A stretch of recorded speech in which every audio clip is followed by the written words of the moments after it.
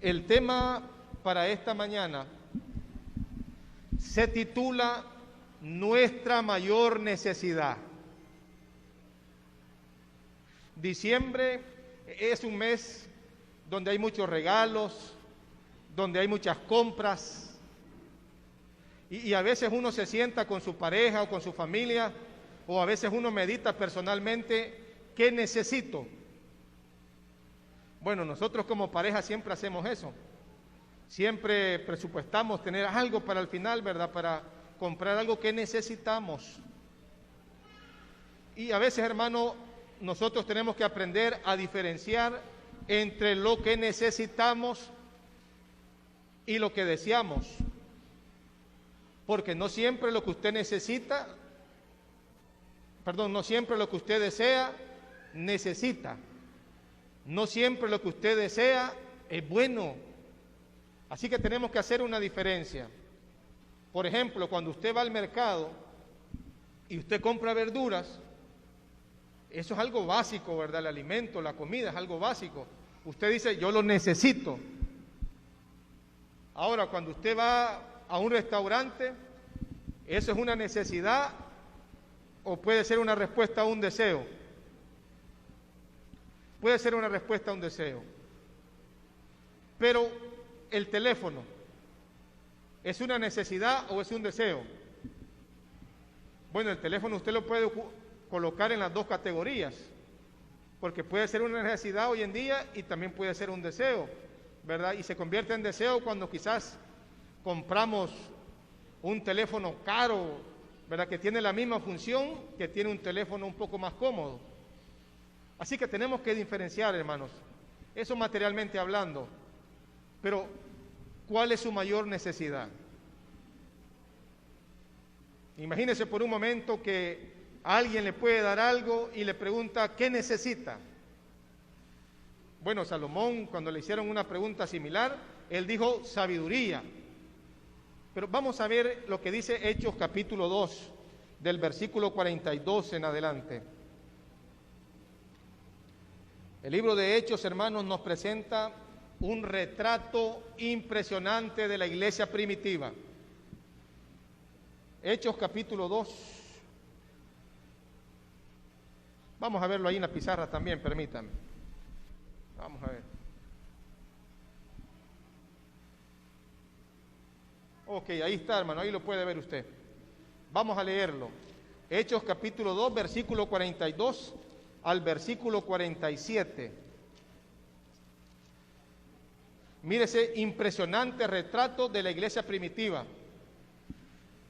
Al ver, dice el versículo 42, las cuales se mantenían fieles a la enseñanza de los apóstoles y en el mutuo compañerismo, en el partimiento del pan y en las oraciones. Al ver las muchas maravillas y señales que los apóstoles hacían, todos se llenaban de temor y todos los que habían creído se mantenían unidos y lo compartían todo. Vendían sus propiedades y posesiones y todo lo compartían entre todos, según las necesidades de cada uno. Todos los días se reunían en el templo y partían el pan en las casas y comían juntos con alegría y sencillez de corazón, mientras alababan a Dios y brindaban ayuda a todo el pueblo, y cada día el Señor añadía a la iglesia a los que habían de ser salvos. Hemos hecho una lectura rápida, quizás un poco superficial, pero es un pasaje que usted y yo conocemos. Yo le pregunto, hermano, ¿no le gustaría que esa descripción que se encuentra en Hechos 2, 42 al 47 fuera la descripción de su iglesia? Una iglesia donde habían muchas maravillas, muchos prodigios, muchas señales, una iglesia unida. Si yo le pregunto esta mañana, ¿dónde está esa iglesia? Porque el libro de Hechos describe los primeros 50 años de la iglesia. Y si usted quiere extenderse un poquito más, los primeros 100 años de la iglesia. Pero ¿dónde está esa iglesia? Si a usted le gusta la historia, hermano, y empieza a seguir, ¿hasta dónde la iglesia llegó así? en ese estado. Pero ¿dónde está la iglesia? ¿Dónde están los milagros? ¿Dónde están las señales? ¿Dónde está la unidad? Y quizás una pregunta todavía más importante. ¿Qué hacía o qué tenía la iglesia de Hechos capítulo 2? ¿Qué tenía para tener ese amor y ese poder? ¿Qué era lo que hacía la diferencia en esa iglesia? Bueno, hay una cita del Espíritu de Profecía que nosotros, ahí podemos encontrar nosotros el común denominador. Está en Hechos de los Apóstoles, página 31 y 32. Y noten lo que dice: y bajo la influencia del Espíritu, las palabras de arrepentimiento y confesión se mezclaban con cantos de alabanza por el perdón de los pecados. Miles se convertían en un día. El Espíritu Santo los habilitaba para hablar con facilidad idiomas antes desconocidos por ellos. El Espíritu Santo hizo por ellos lo que los discípulos no hubieran podido llevar a cabo en todo el curso de su vida. Ahí está la respuesta, hermano. ¿Qué tenía esa iglesia para hacer señales, prodigios y mantenerse unidos? La respuesta es bien sencilla. Ellos tenían la plenitud del Espíritu Santo. Si vamos a Lucas, capítulo 11, versículos 9 al 13, hoy no lo voy a leer todo por el tiempo, pero ahí habla acerca de los padres, habla acerca de las madres, y dice que qué padre, qué madre no le va a dar buenas dávidas a los hijos. Y el pasaje nos dice que si los padres y las madres, siendo malos, les dan cosas buenas a los hijos, pregunta, ¿cuánto más nuestro Dios, que es perfecto, nos dará su Espíritu Santo? Yo les pregunto algo, hermanos, esta mañana, a los padres y madres. Si usted pudiera darle a su hijo algo que usted sabe que lo va a beneficiar, ¿no se lo daría? Quizá alguno esta mañana esté pensando, no, yo le daría eso y más, yo le daría todo, es mi hijo. Y ahora nuestro Padre Celestial, que por su gran amor nos dio a su Hijo Jesucristo, y que ahora nos ofrece su Santo Espíritu, yo le pregunto, ¿será que Dios se va a hacer de oídos sordos a aquellos que sinceramente le pidan con fervor a Dios su Espíritu Santo? ¿Qué tenemos que hacer? Bueno, tenemos que pedir con fe. Tenemos que orar con fervor. Tenemos que pedir el Espíritu Santo, hermano, porque nuestro Dios está dispuesto a darnos el Espíritu Santo. Alguien quizás estará pensando esta mañana, pero pastor, yo ya tengo el Espíritu Santo. Y yo les pregunto, hermanos y amigos que me ven esta mañana, ¿cuántos levantan su mano y dicen, amén, yo tengo el Espíritu Santo? ¿Cuántos creemos tener el Espíritu Santo esta mañana? Amén. Algunos sí, otros no, ¿verdad? Cantamos el canto, lluvias de gracia, lluvias pedimos, Señor, mándanos lluvia. ¿Cuántos tenemos el Espíritu Santo? Todas las personas que han aceptado a Jesús, todas las personas que se han entregado a Cristo, que hicieron un pacto de amor a través del santo bautismo, han recibido el Espíritu Santo, hermano. Pero yo quiero que vea la siguiente cita. Yo le invito a reflexionar en lo que dice la escritora cristiana Elena G. de White. Miren lo que dice ella. Podemos haber recibido cierta medida del Espíritu de Dios, pero mediante la oración y la fe debemos tratar de obtener una porción más abundante. No debemos cesar nunca en nuestros esfuerzos. Si no progresamos, si no asumimos la actitud necesaria para recibir tanto la lluvia temprana como la tardía, perderemos nuestras almas y la responsabilidad será solamente nuestra. Yo quiero preguntarles algo esta mañana. ¿Existe un límite para la actuación del Espíritu Santo en la vida de las personas que con fe, con fervor, oran pidiendo el Espíritu Santo? ¿Existe un límite, hermano? Yo ya tengo el Espíritu Santo. Yo estoy conforme con la vida espiritual que tengo. ¿Existe un límite?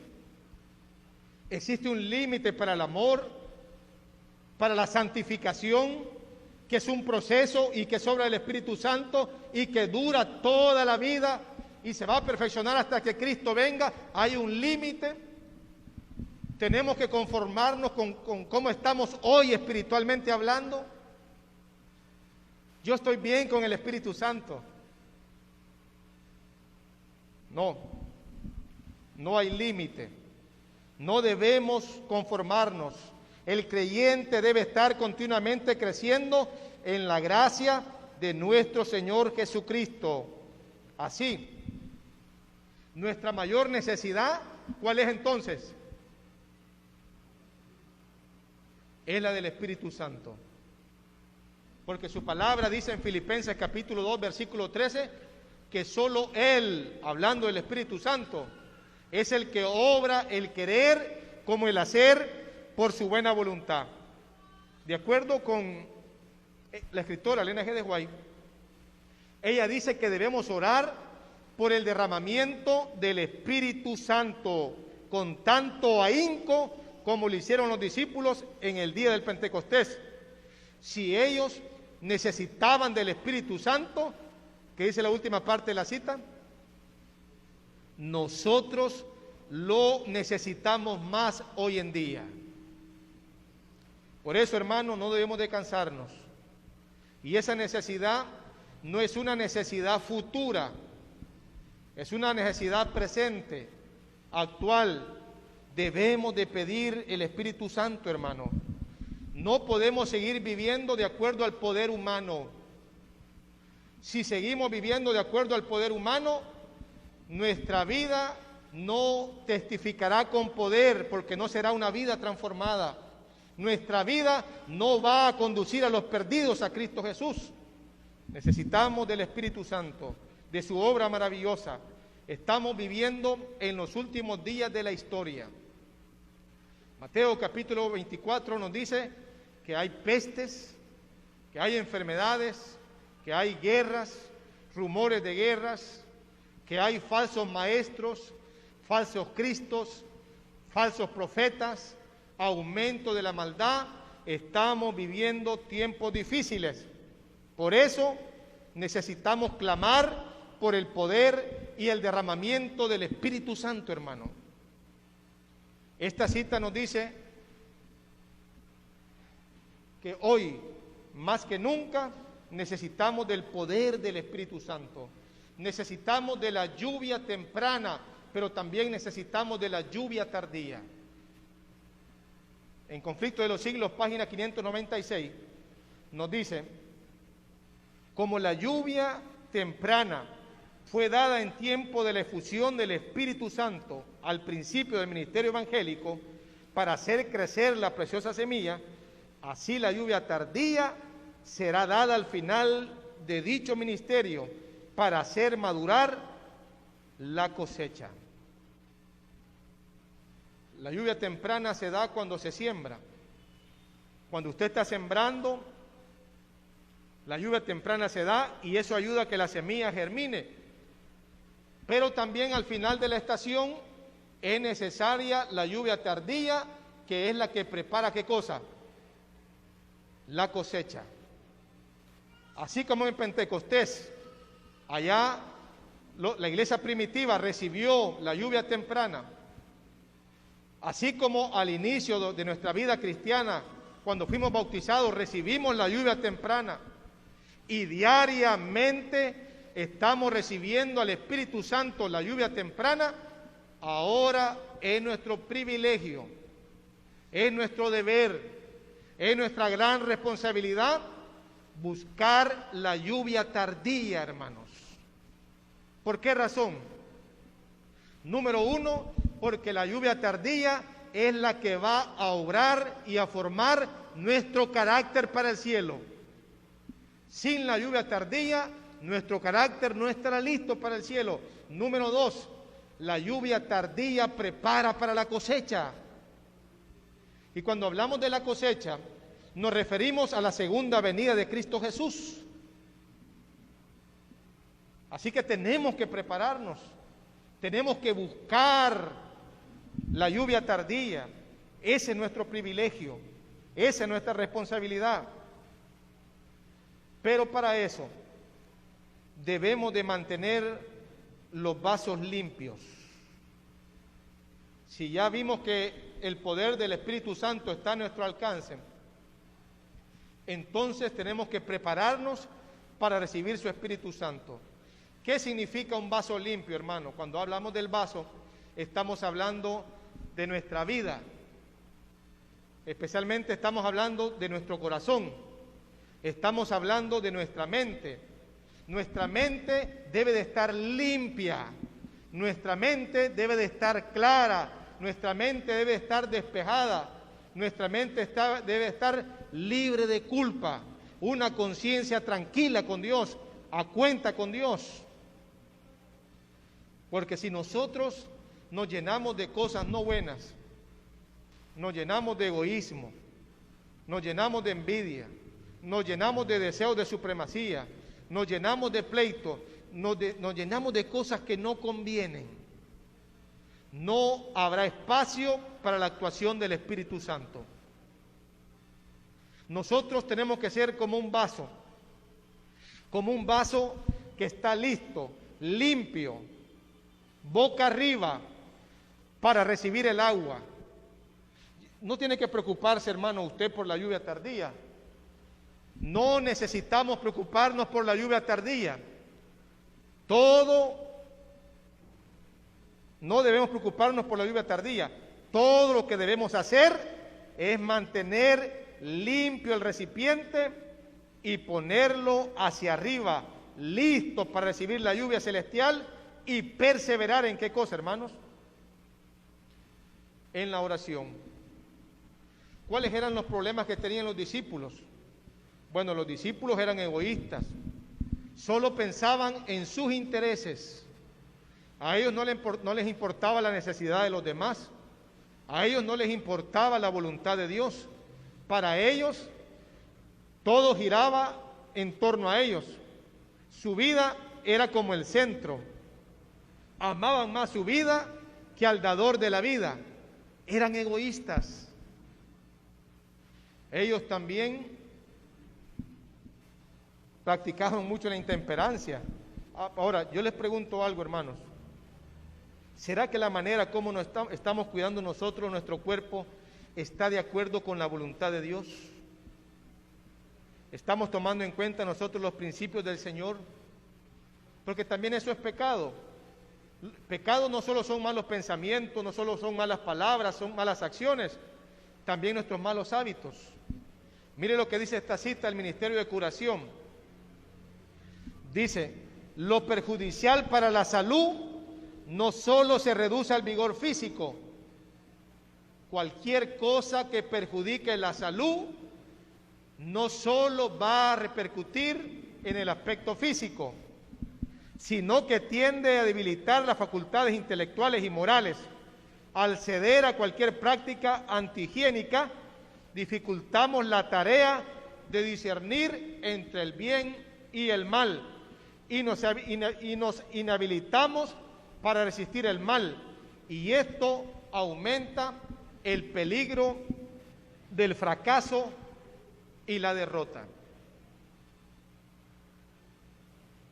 ¿Qué pasa cuando usted no duerme bien, hermano? ¿Está cuidando su cuerpo? ¿Qué pasa cuando nosotros nos alimentamos mal? Y yo no estoy hablando de la cantidad, o no estoy hablando de lo sencillo que a usted le puede parecer un plato, sino estoy hablando de las cosas que realmente le nutren y las cosas que en vez de hacerle bien, les mal. ¿Qué pasa si nosotros no cuidamos esa parte? Si no hacemos ejercicio, si somos intemperantes, comiendo la hora que no es. Dice la cita que nos vamos a debilitar y que nos estamos poniendo en un terreno peligroso. Y así nosotros queremos ser llenos del Espíritu Santo.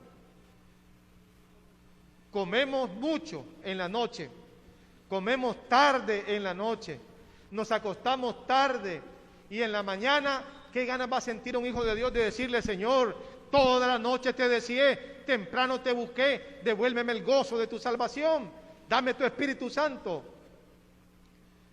Así que también eso, hermanos, tenemos que mejorar esa parte si queremos el Espíritu Santo. La negligencia, la indolencia, la manera en que usamos nuestro tiempo y nuestros talentos. Yo les pregunto, hermanos, esta mañana, ¿cuánto de ese tiempo y talento nosotros hemos dedicado para servir a los demás, para aliviar las cargas del prójimo? ¿Lo estamos haciendo o no lo estamos haciendo? ¿O solo estamos absortos en nuestra propia rutina, cuidando únicamente nuestros intereses? Cristo encomienda a sus discípulos una obra individual que no se puede delegar. La atención a los enfermos y a los pobres y la predicación del Evangelio a los perdidos no debe dejarse al cuidado de juntas u organizaciones de caridad. El Evangelio exige responsabilidad y esfuerzo individuales, sacrificio personal. ¿Qué está diciendo esa cita, hermanos? Si nosotros queremos prepararnos para recibir al Espíritu Santo, no tenemos que estar pasivos, tenemos que estar activos, sirviendo a los demás, ayudando a los demás, aliviando la carga, llevando el mensaje a los perdidos, el Evangelio eterno. No podemos estar quietos, no debemos de ser negligentes en la parte que nos corresponde. Porque es posible, hermanos, que en este tiempo, en este mundo, nosotros digamos: estoy muy ocupado, no tengo tiempo para la obra, hoy no puedo ir a la iglesia, y quizás estamos en otros quehaceres o en otras cosas que podemos nosotros ajustar. ¿Y qué de la avaricia? Los recursos que el Señor nos ha dado bondadosamente, porque Dios nos ha concedido todo lo que tenemos, hermano. Yo le pregunto esta mañana: ¿reconoce usted que Dios es el dador de todo y es el dueño de todo? Y que nosotros simplemente somos administradores. ¿Reconocemos que a Dios tenemos que devolverle los diezmos y las ofrendas? Dios nos pide los diezmos y las ofrendas no solo para el sostén de la obra, no solo para llevar el mensaje por toda la tierra. Dios nos los pide especialmente para librarnos, para protegernos o para sanarnos del mayor mal que hay en el corazón. Y ese, hermanos, es el egoísmo. Los discípulos tuvieron que confesar su pecado de contienda, su pecado de deseo de supremacía. El Señor Jesús tuvo que decirles: basta ya, les he predicado, les he amonestado, pero ustedes continúan igual, quieren ser el segundo al mando, solo están pensando en puestos altos, basta ya. Van a pasar aquí en el aposento en Jerusalén 10 días y van a orar y van a meditar y van a recordar mis enseñanzas y van a confesar sus pecados y van a alabar mi nombre, y 10 días ahí, hermanos, pidiendo, clamando por el Espíritu Santo. Y ahí está en el versículo 14, ahí está la clave por qué recibieron el Espíritu Santo: porque todos, que dice la Biblia, perseveraban unánimes en qué cosa, en oración y ruego. Yo les pregunto esta mañana, hermanos, ¿cuánto tiempo nosotros dedicamos diariamente a la oración? Y de esa oración, ¿qué espacio dejamos para pedir por el Espíritu Santo?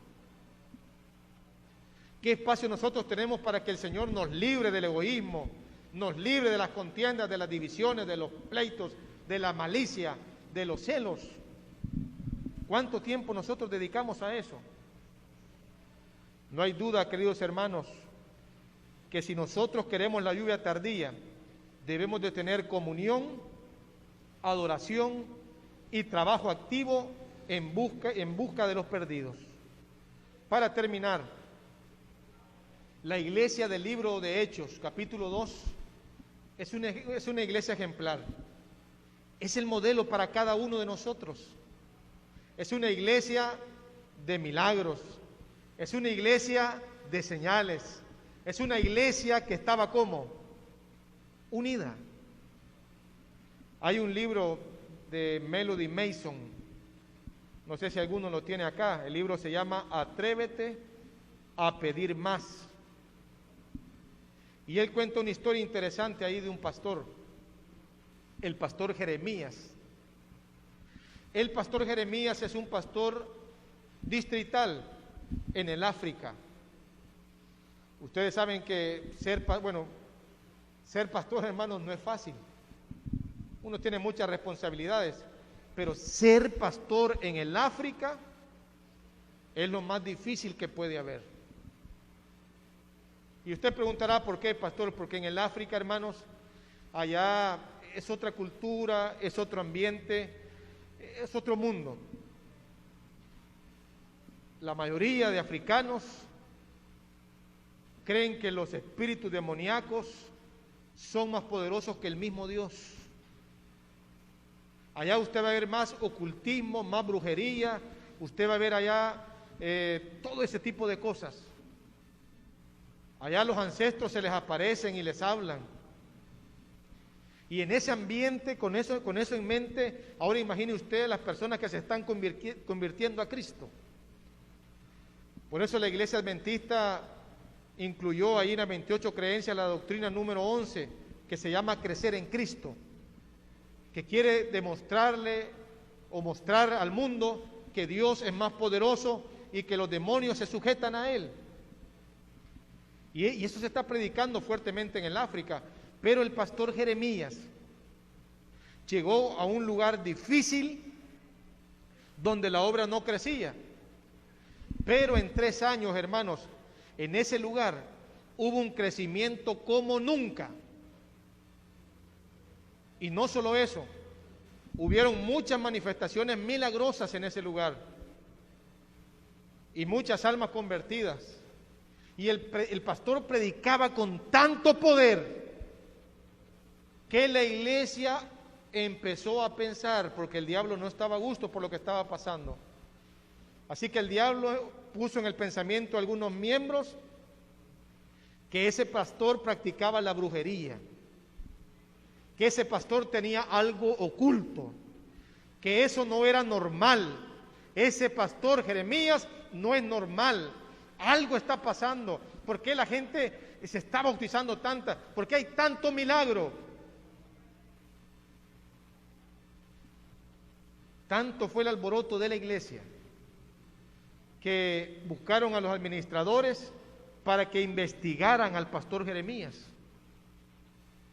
Y los dirigentes llegaron a la casa del pastor cuando el pastor no estaba y empezaron con el permiso ahí de la esposa a hurgar, a revisar la casa para encontrar algo oculto, algo misterioso, para ver si había hechicería ahí.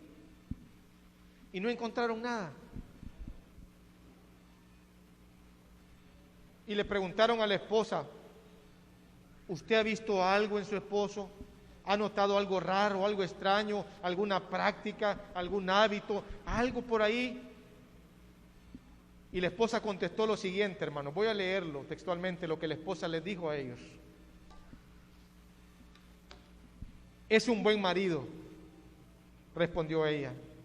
Es bondadoso con la familia, no hace nada extraño, pero hay algo que hace todos los días que probablemente la mayoría de las personas no hace.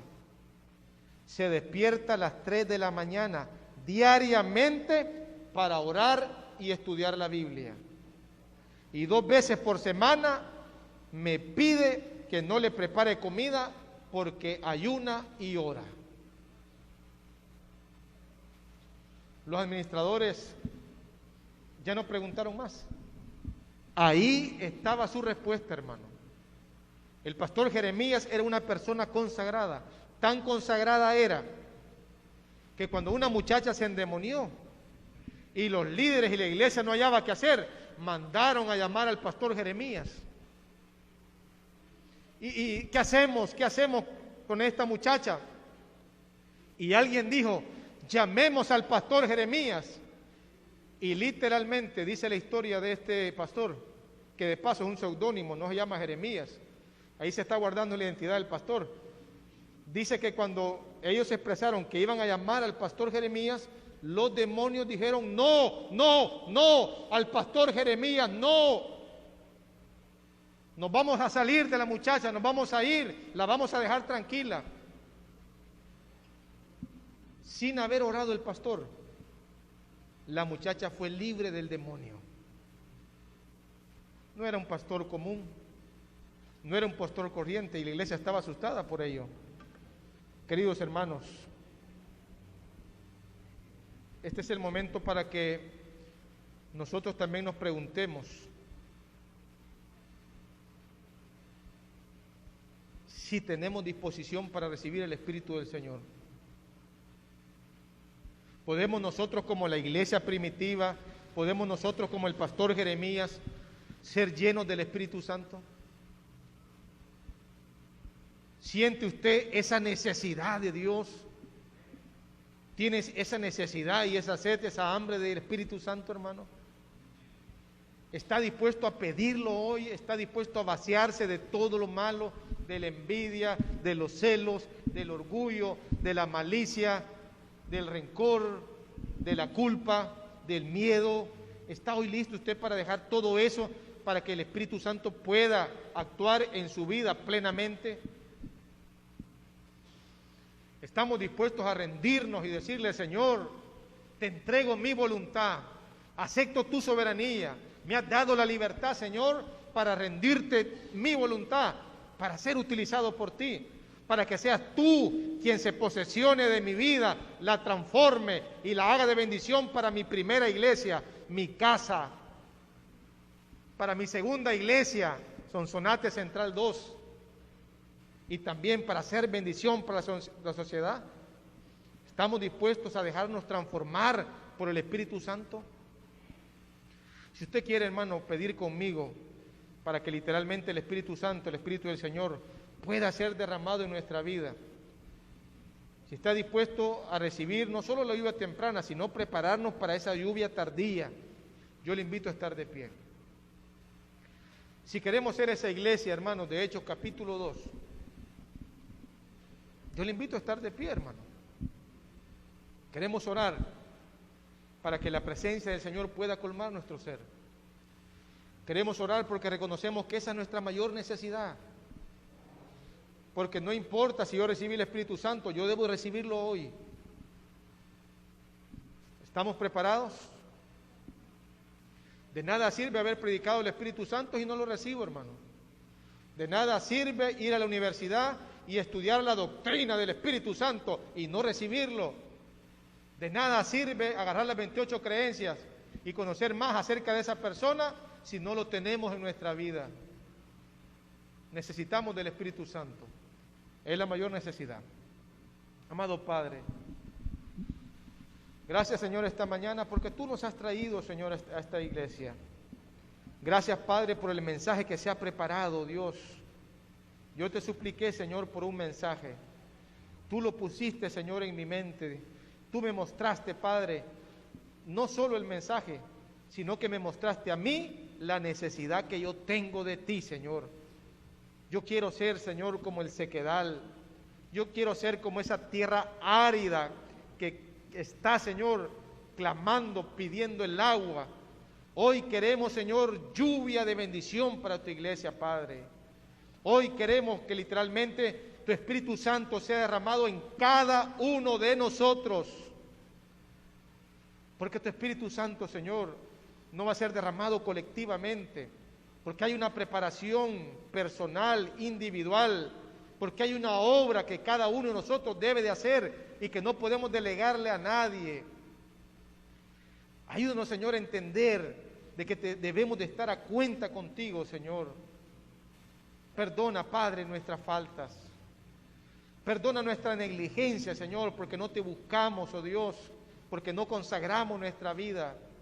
Perdónanos, Padre, por todas las veces que dejamos de abrir la Biblia y orar, porque no solo es un culto, Señor, porque es consagrarnos a ti, Padre. Lo que necesitamos, Señor, es tener una experiencia real, una experiencia espiritual, una experiencia de fe que va a ser vista a través de una serie de acciones de confianza por cada uno de nosotros.